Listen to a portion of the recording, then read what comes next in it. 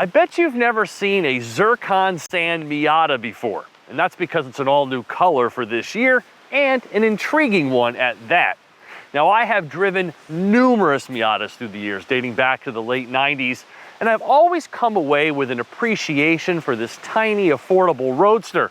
And for the person who can afford a weekend toy, it's definitely a nice get.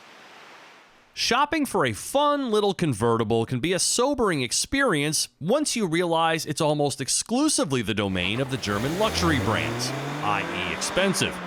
But hailing from the Far East is the venerable, not to mention attainable, Mazda MX-5, commonly called the Miata. With a starting MSRP of just over $30,000, including destination, a rear-wheel drive roadster with a manual transmission is within reach.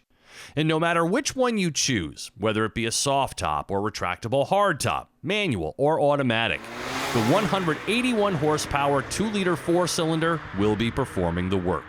For the 2023 model year, Mazda offers this new Zircon Sand Metallic paint, a $395 option, and I'm not hating it. It most certainly adds a unique personality to a car you'd expect to see in something a little more ostentatious, such as the brand's heralded Soul Red.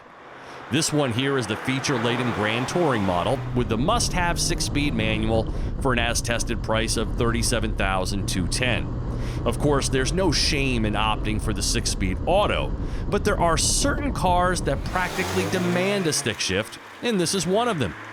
Lacking the muscle of those German roadsters, shifting the Miata for yourself is the key element in making it fun to drive. 151 pound-feet of torque, even in a small car such as this, isn't going to blow your mind. But when you're holding the gears and whipping it around with the top down, all is right in the world. Even more so on a crisp fall day like this one, heated seats on and the auto climate control cranked. Though it's the club model with the Brembo BBS Recaro package that'll entice the hardcore enthusiasts, this Grand Touring trim still possesses sport-tuned Bilstein shocks, a front tower brace, and limited slip differential. And as we know, Mazda loves to tinker with software programming to subtly change the way its cars drive. And the Miata features something called kinematic posture control, essentially brake-based torque vectoring to tighten up the handling when flogging it through the turns. It's cramped, it could definitely use more power, and storage space is few and far between. Yet the Miata encapsulates that organic joy of driving that today's cars have almost completely forgotten.